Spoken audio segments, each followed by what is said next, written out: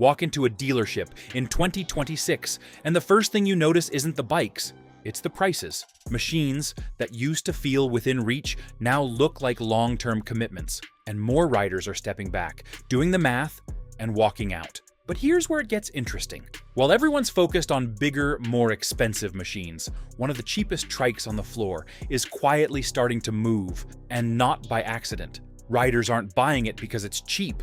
They're buying it because it makes more sense than what the industry's been pushing for years. Stay with me, because what this trike gets right is exactly what most bikes today have quietly lost. The numbers hit first. Walk into a showroom today, and the first thing that hits is not the chrome, not the paint, not even the sound of an engine waiting to be started. It is the number sitting on the tag. That number used to feel like a decision. Now it feels like a calculation. Riders stand there longer, not studying the bike, but running the math in their heads before they even touch the bars. Something changed quietly, and it did not come from the machines themselves. Monthly payments have stretched into territory that used to belong to trucks and long-term financing plans. What used to be a straightforward purchase has become something that demands planning, timing, and compromise. Even riders who have been around for decades find themselves pausing, not because they doubt the machine, but because they question the commitment behind it. The hesitation is not about desire, it is about whether the machine still fits into real life. That shift carries a different kind of weight. Ownership no longer feels like something earned through years of riding. It starts to feel like something negotiated. The instinct that once guided decisions is now competing with spreadsheets and payment schedules. And when that happens, the experience changes before the engine even turns over. Numbers set the tone, but they are only the surface of a deeper shift. What dealers started noticing. Spend enough time around dealership floors and certain patterns start revealing themselves without anyone needing to announce them. The conversations sound different now. Instead of opening with questions about power or speed, people begin with weight, seat height, and how a machine behaves when it is not moving fast. The focus has shifted from what a bike can do at its limits to how it feels in everyday situations. Sales staff have started picking up on the same thing across different regions. Riders are taking longer to make decisions, but not for the reasons most expected. They are not comparing performance charts. They are asking how manageable the bike feels pulling out of a parking space or navigating a tight turn. The discussion has become grounded in real use rather than imagined capability. Even where people stop on the floor has changed. Instead of walking straight toward the largest machines, more eyes linger on bikes that look easier to handle and less demanding to live with. It is not a dramatic shift. It is subtle, but consistent enough to stand out once you notice it. That kind of change does not happen by accident. Watch long enough, and the pattern begins to point somewhere specific. If this breakdown is hitting something you've noticed on the road, take a second to like, subscribe, and share your thoughts below. The weight nobody talks about. There is a moment that does not show up in advertisements or spec sheets. It happens in a parking lot, at low speed, when the bike is no longer carried by momentum. That is where weight becomes real. Not on the highway, not on a straight road, but in the slow, controlled movements that every rider deals with more often than they admit. It is in those moments that a machine either works with you or against you. Heavier bikes demand more from the rider in ways that build over time. It is not just about strength. It is about balance, reaction, and confidence when things are not perfectly aligned. A slight lean, an uneven surface, a tight space, those small factors add up. What once felt manageable begins to feel like something that requires constant attention. Not difficult, but no longer effortless. Confidence starts to shift with that reality. It becomes tied less to power and more to control. Riders begin to measure a machine not by how fast it moves, but by how easily it can be handled when things slow down. That is a different kind of evaluation, one that rarely gets talked about, but shapes the experience more than anything else. Once that perspective takes hold, the entire conversation starts moving in a new direction. The difference shows up in what you live with every day. If that matters to you, check the description. The gear there is picked for real use, not just appearance. The gap that shouldn't exist. When those patterns come together, a gap becomes visible. That was easy to miss before. There is no shortage of machines built for performance, and there is no shortage of machines built for comfort at a premium level. But somewhere between those extremes, something practical has been left behind. A space where stability, ease, and affordability should meet, but rarely do. Traditional trikes exist, but they sit in a category that places them far above what most riders consider accessible. Conversions carry their own costs and complications, while factory-built options often reflect the same pricing trends seen across the rest of the market. The result is a segment that solves one problem while introducing another. Stability comes at a cost that limits who can realistically consider it. That leaves a middle ground that remains largely untouched, a place where a machine could offer balance without excess, confidence without complexity, and ownership without strain. It is not a new idea, it is a missing one, and once you recognize it, it becomes difficult to ignore. From that empty space, something unexpected began entering the conversation quietly. The one nobody looked at twice. It did not arrive with noise, headlines, or a crowd gathering around it. It sat there quietly, smaller than expected, almost easy to miss when surrounded by larger machines. At first glance, it did not look like something that would change any conversation. No oversized presence, no aggressive styling, nothing that demanded attention. Most people walked past it the same way they always had, assuming it belonged in a different category entirely. Over time, though, it started showing up in places where it had not been mentioned before. Conversations shifted toward it in passing, not as a main topic, but as something worth a second look. A few riders pointed it out after seeing it up close. Others mentioned it after noticing it in a lot or hearing about it through someone they trusted. The pattern built slowly, without pressure or promotion. That kind of attention tends to mean something different. What made it stand out was not what it claimed to be. It was how little it tried to prove anything at all. There were no exaggerated promises or bold positioning. It simply existed, and that was enough to spark curiosity in the right kind of rider.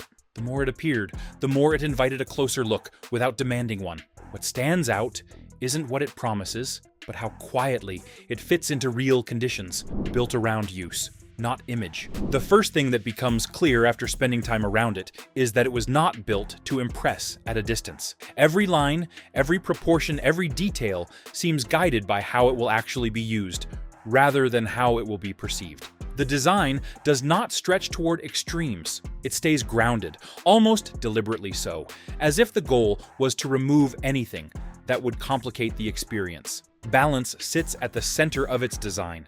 The layout keeps weight low and distributed in a way that feels natural rather than engineered for effect. Controls fall where they should, without forcing adjustment or adaptation. There is no sense of the machine trying to prove itself through numbers or visual impact. Instead, it feels like something shaped by real conditions and repeated use rather than a design brief focused on attention.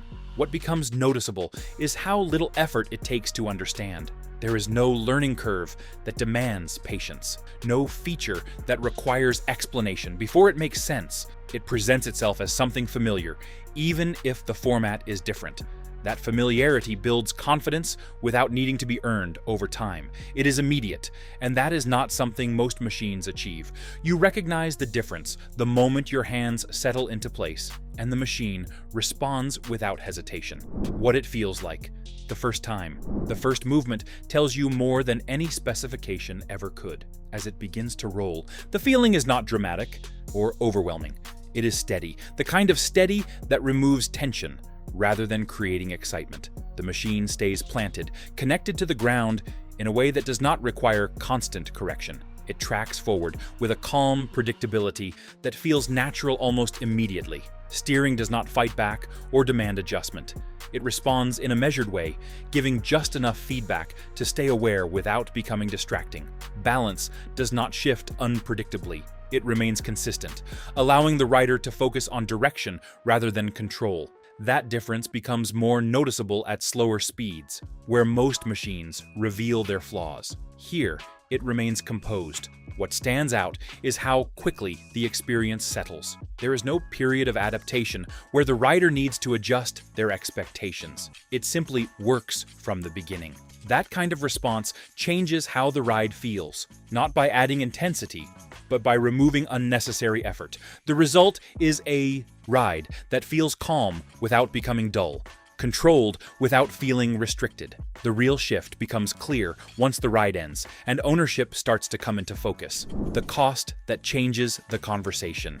What happens after the ride often matters more than the ride itself. That is where ownership reveals its true weight, not through performance, but through what it demands over time. In this case, the demands remain low in a way that feels intentional rather than incidental. Costs stay within reach, not just at the beginning, but throughout the life of the machine. Maintenance follows the same pattern. There are no layers of complexity that require constant attention or specialized intervention. The machine remains approachable, not just to ride, but to live with. That approach reduces the kind of long-term pressure that builds quietly with more demanding machines. Ownership becomes something that fits into daily life instead of competing with it. That difference changes how the machine is viewed over time. It stops being something that requires planning and starts becoming something that invites use. The more it is used, the more its value becomes clear. Not through numbers or comparisons, but through consistency and ease. That is where the real shift happens. Long-term ownership reveals what matters most, not during the first ride, but months later, when the machine either becomes part of routine life or starts demanding attention. That distinction separates machines that are used often from those that sit untouched. From there, the impact begins to extend beyond the machine itself and into the wider market around it. What's happening on dealer floors? Spend a little time on a dealership floor, and the shift becomes visible without anyone needing to point it out. The traffic still comes through, the doors still open, but the way people move inside has changed. Attention is not pulled toward the biggest machines first anymore. It settles instead on bikes that look manageable, approachable, and ready to be used without hesitation. Sales staff have started to notice the same pattern repeating itself across different days and different customers. Questions are no longer driven by peak performance or top-end capability. They lean toward how a machine behaves in everyday situations. People ask about balance, about how it feels at slow speeds, about whether it can be handled without effort after a long ride. Those are not the questions that used to dominate these conversations. At the same time, larger, higher-cost machines are staying in place longer than expected. They still draw admiration, but admiration no longer guarantees movement. Interest does not always translate into commitment the way it once did. That gap between looking and buying has grown wider, and it is happening often enough to stand out. The tone inside the showroom reflects it clearly. Patterns like this do not appear overnight. They build through repetition, through consistent behavior that becomes impossible to ignore. When enough individuals make similar choices, those choices begin to form a trend that reflects something deeper than preference. Taken together, those signals point towards something deeper than a temporary shift in preference. If you want more straight, no-nonsense insights like this, make sure you're subscribed. These shifts don't get talked about enough, and staying ahead of them matters more now than ever if you're still serious about riding long-term. The strategy that backfired. For years, the direction seemed clear: build larger machines, add more features, push higher price points, and position them as the standard for what a premium ride should be. From a business standpoint, the logic held. Higher margins, stronger branding, and a focus on performance created a clear identity. The problem is that direction slowly moved away from where everyday riding actually lives. As that focus intensified, something quieter happened in the background. Options that once provided an easy entry or a practical alternative began to disappear. Not all at once, but gradually enough that it did not raise immediate concern. Over time, the lineup became heavier at the top and thinner in the middle. Accessibility did not vanish completely, but it became harder to find without compromise. The result created an imbalance that was easy to overlook at first. Machines continued improving in capability, but fewer of them aligned with how people actually ride day to day. The gap between what was offered and what was needed widened, even while the industry appeared to be moving forward. It was not a failure of engineering. It was a misread of direction. Strategies succeed until conditions change. When the environment shifts, approaches that once worked can begin to create unintended consequences. Recognizing that moment is difficult, especially when success has reinforced the same direction for years without interruption. Seen from this angle, the shift on dealership floors starts to make more sense. When complexity stops making sense. There was a point when added features felt like progress. Each new layer promised greater control, better performance, and a more refined experience. Over time, though, those layers began stacking in ways that changed how machines were used, rather than improving them.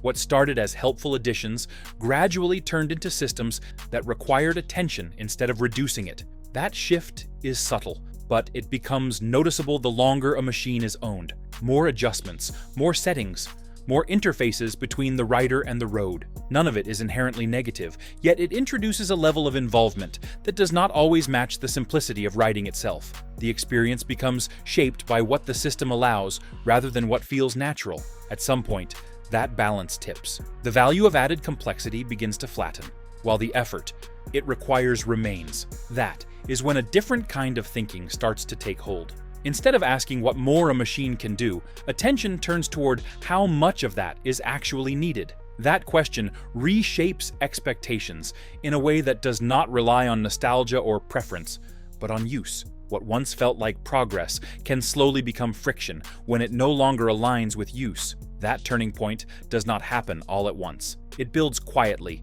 until the added complexity outweighs the benefit it was originally meant to provide. Once that perspective settles in, it opens the door for a different kind of rider to step back into the picture. The riders showing up again. Something else has started to happen alongside these changes, and it becomes clear once you look beyond the machines themselves. People who had stepped away from riding for a time are beginning to return, but not in the way they once did. The approach is different. It is more measured, more focused on what fits, rather than what impresses. Some come back after years away, looking for something that does not demand adjustment or relearning. Others are not leaving entirely, but adding something smaller and easier to their garage. In both cases, the decision is shaped by practicality rather than ambition. The goal is not to push limits. It is to enjoy the ride without unnecessary weight or complication. That shift carries a quiet kind of confidence. The hesitation that once came from uncertainty begins to fade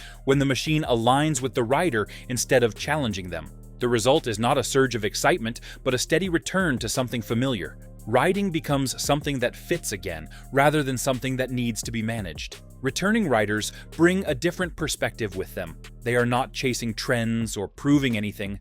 They are choosing what works, based on experience rather than expectation. That clarity often leads them toward decisions that feel more grounded and practical. When that pattern repeats often enough, it stops being an individual choice and starts becoming a signal the entire market begins to respond to. What other companies are watching. Across the industry, the signals are not going unnoticed. Product planners and regional managers study the same showroom patterns, the same inquiry logs, the same sell-through reports that dealers see every day. When attention shifts in a consistent direction, it shows up in forecasts and internal meetings long before it appears in marketing. That process is already underway, and it is shaping how the next set of decisions will be made. Early adjustments tend to be quiet. Small revisions to line up balance, subtle changes in how machines are positioned, and cautious exploration of categories that were previously overlooked. No brand wants to admit it missed something, yet the response often reveals where the pressure is building. When more resources start moving toward practical platforms, it signals recognition rather than coincidence. The challenge is not simply building something new. It is recalibrating what matters without disrupting what already exists. That requires a shift in thinking as much as a shift in design. The companies that respond first will not necessarily be the loudest. They will be the ones paying closest attention to how demand is actually changing.